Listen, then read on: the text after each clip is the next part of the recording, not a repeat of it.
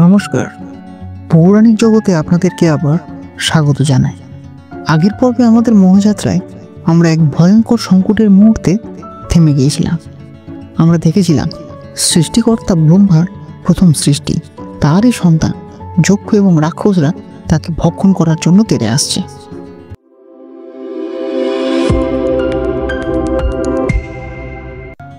নিজেদের সন্তানদের নিজেকে খেতে আসতে দেখে ব্রহ্মা প্রথমে ভয় পেয়ে গেলেন। তিনি সৃষ্টিকর্তা, তিনি ক্রোধের পরিবর্তে এবার বুদ্ধির প্রয়োগ করলেন। তিনি তার যজ্ঞ বলে নিজের শরীর থেকে আরও দুটি সুন্দর এবং মায়াবী সত্তা সৃষ্টি করলেন। তাদের নাম দিলেন সন্ধ্যা এবং জ্যোৎস্না।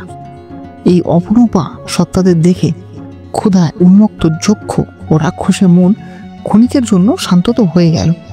তার ব্রহ্মাকে ছেড়ে সে মায়াবী রূপের দিকে বেশি আকৃষ্ট হলো। এই সুযোগে তার অদৃশ্য হওয়ার শক্তি প্রয়োগ করলেন। সে নিজেকে লুকিয়ে ফেললেন। তিনি তখন যক্ষ ও রাক্ষসদের জন্য তাদের বাসস্থান এবং কর্তব্য নির্ধারণ করে দিলেন। তিনি বললেন, তুমি হবে অন্ধকারের অধিপতি, মানে রাক্ষসদেরকে বলল। আর যক্ষকে বলল, তুমি হবে গুপ্তধনের রক্ষক এবং মায়ার অধিপতি। কিন্তু তোমরা আর কোনোদিন তোমাদের সৃষ্টিকর্তার উপর আক্রমণ করবে না। এইভাবে ব্রহ্মা তার প্রথম সংকট থেকে মুক্ত হলেন। কিন্তু তিনি এক গভীর শিক্ষা লাভ করলেন। সৃষ্টির জন্য শুধু শক্তি নয়, ভারসাম্যেরও প্রয়োজন। ব্রহ্মা এবার তার সমস্ত যোগবল এবং মানসিক শক্তিকে একত্রিত করলেন। তিনি কোনো শারীরিক উপাদান থেকে নয়, বরং তার বিশুদ্ধ মন থেকে এবং সংকল্প থেকে সৃষ্টি করার সিদ্ধান্ত নিলেন। তিনি যখন মুক্তির, জ্ঞান এবং বৈরাগ্যের কথা চিন্তা করলেন, তখন তার মন থেকে জন্ম নিলেন 4 জন মানসপুত্র। তারা ছিলেন দিব্য বালক। তাদের নাম হলো সনক, সনন্দ, সনাতন এবং সনত কুমার। আপনারা হয়তো ভাবছেন এরা কারা? আচ্ছা, এরা ছিলেন ব্রহ্মার শ্রেষ্ঠ সৃষ্টি। তারা ছিলেন আজন্ম জ্ঞানী, চিরকুমার, পরম বৈরাগী। ব্রহ্মা তার এই পুত্রদেরকে দেখে অত্যন্ত প্রসন্ন হলেন। তিনি তাদের আদেশ দিলেন, পুত্রগণ, এবার তোমরা জগতের প্রজাবৃদ্ধি করো এবং আমার এই সৃষ্টিযজ্ঞে সহায়তা করো। কিন্তু এ কথা শুনে তার হাত জোড়ো করে বললেন, হে পিতা, আপনি আমাদের সৃষ্টিকর্তা, আপনাকে আমরা প্রণাম করি। কিন্তু আমরা এই জাগতিক মায়ের বন্ধনে, এই জন্ম মৃত্যুর চক্রে আবদ্ধ থাকতে চাই না। প্রজাবৃদ্ধি করার মানে কামনার জন্ম দেওয়া, আসক্তির জন্ম দেওয়া, যা মুক্তির পথের সবচেয়ে বড় বাধা। আমাদের একমাত্র লক্ষ্য মুক্তি এবং নারায়ণের চরণে লীন হয়ে যাওয়া। দয়া করে আমাদের এই জাগতিক কাজে নিযুক্ত করবেন না। সৃষ্টির ইতিহাসে এটাই ছিল প্রথম বিদ্রোহ।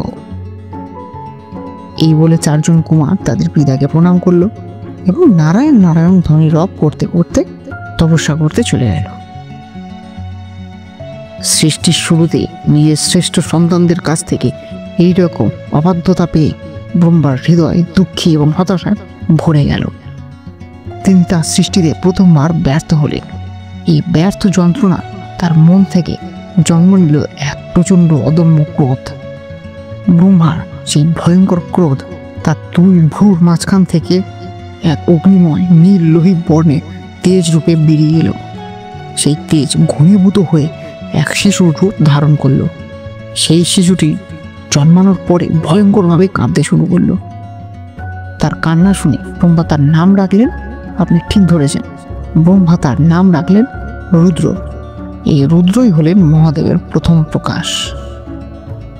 এদিকে পিতা ব্রহ্মাকে প্রণাম করে 4 কুমার সনক, সনানন্দ, সনাতন আর সনত কুমার তাদের পরম আরাধ্যা ভগবান বিষ্ণুর দর্শনের জন্য যাত্রা শুরু করলেন। তারা ব্রহ্মাণ্ডের বিভিন্ন লোক অতিক্রম করে অবশেষে পৌঁছলেন সেই দিব্যধামের প্রবেশদ্বারে, যার নাম বৈকুণ্ঠ। 7ম দ্বারে পাহারা দিচ্ছিলেন ভগবান বিষ্ণুর 2 অত্যন্ত বিশ্বস্ত, শক্তিশালী এবং প্রিয় তাহার রক্ষক, জয় এবং বিজয়। তারা ছিলেন দেবতুল্য সত্তা, যাদের একমাত্র ধর্ম ছিল প্রভুর সেবা করা এবং তার দ্বার রক্ষা করা। তারা যখন দেখলেন 5 বছরের শিশুর মতো দেখতে 4 জন বালক ঋষি কোনো অনুমতি ছাড়াই সোজা সপ্তম দ্বারের দিকে এগিয়ে আসছে, তখন তারা তাদের পথ আটকালেন। তারা ভাবলেন এই ছোট ছোট বালকরা ভগবান বিষ্ণুর বিশ্রামের সময় তাকে বিরক্ত করতে এসেছে, এদের কোনো শিষ্টাচার নেই। কিছুটা উদ্ভাস সুরেই বললেন, হে বালকগণ, কোথায় যাচ্ছ তোমরা? এখন ভিতরে প্রবেশ করা যাবে না, আমাদের প্রভু এখন বিশ্রাম করছে, তোমরা ফিরে যাও। এই কথা শুনে 4 কুমার প্রথমে অবাক হলেন।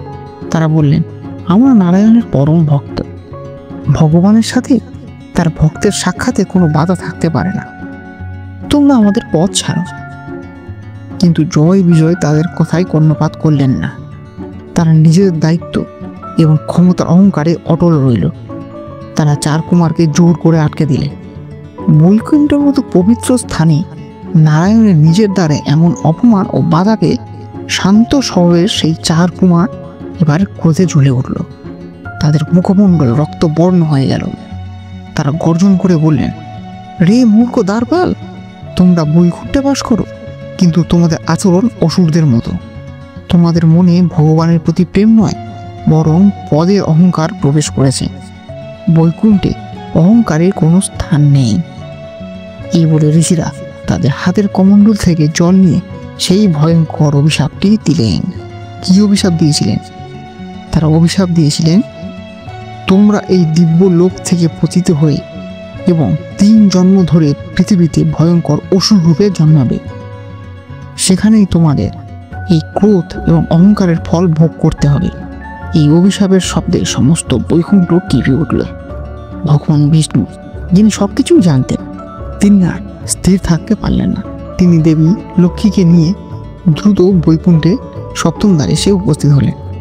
নিজের প্রভুকে দেখে জয় বিজয় ভয়ে কাঁপতে কাঁপতে তার পায়ে লুটিয়ে পড়লেন এবং কাঁদতে কাঁদতে ক্ষমা চাইতে লাগলেন। 4 কুমারও বিষ্ণুকে দেখে শান্ত হলেন এবং নিজেদের ক্রোধের জন্য লজ্জিত হলেন।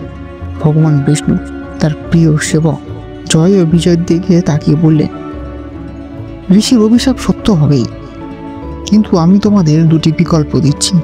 হয় তোমরা আমার পরম ভক্ত হিসাবে 7 জন্ম পৃথিবীতে কাটাবে আর পূর্ণ অর্জন করে বৈকুণ্ঠে ফিরে আসবে, অথবা আমার পরম শত্রু হিসাবে 3 জন্ম কাটাবে।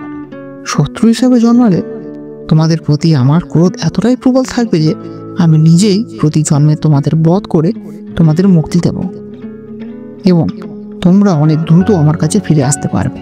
জয় বিজয় তাদের প্রভুর বিরহ এক মুহূর্ত সহ্য করতে পারছিলেন না। 7 জন্ম ধরে প্রভুকে ছেড়ে থাকাটা মৃত্যুর চেয়ে ভয়ঙ্কর মনে হলো। তারা তখন কাঁদতে কাঁদতে বললেন, হে প্রভু, আমরা আপনার শত্রু হয়েই জন্মাতে চাই, যাতে আমরা আপনারই হাতে মৃত্যুবরণ করে দ্রুত আপনার চরণে ফিরে আসতে পারি। ভগবান বিষ্ণু তথাস্তু বলে সম্মতি দিলেন। আজ আমরা সাক্ষী থাকলাম সেই ঐতিহাসিক ভুলের, যার জন্ম দিল এক অমোঘ অভিশাপের। বৈকুণ্ঠের 2 দিব্য পার্ষদ জয় এবং বিজয় পতিত হলেন পৃথিবীতে 3 জন্ম ধরে ভগবানের শত্রু হয়ে থাকার জন্য। আপনারা কি বুঝতে পেরেছেন এই অভিশাপের ভয়াবহতা? এই জয় বিজয় তাদের প্রথম জন্মে হবে সত্যযুগে হিরণ্যাক্ষ ও হিরণ্যকশিপু, দ্বিতীয় জন্মে হবে রাবণ এবং কুম্ভকর্ণ, এবং তৃতীয় জন্মে হবে শিশুপাল এবং দন্তবক্র। আমাদের মহাযাত্রার পরের পর্বে আমরা দেখব 12 পুত্রদের সৃষ্টিবিমুখতা দেখে ব্রহ্মা এবার কাদের সৃষ্টি করলেন, কিভাবে জন্ম হলো সপ্তর্ষি এবং দেবর্ষি নারদের। পৌরাণিক জগতের আজকের এই পর্বটি আপনাদের কেমন লাগলো? যদি ভালো লাগে তাহলে লাইক, শেয়ার এবং সাবস্ক্রাইব অবশ্যই করুন। আর আমাদের এই যাত্রার একজন স্থায়ী সঙ্গী হিসাবে আমরা আপনাকে চাইছি। দেখা হচ্ছে পরবর্তী পর্ব। ততক্ষণ ভালো থাকবে, সুস্থ থাকবে। ধন্যবাদ।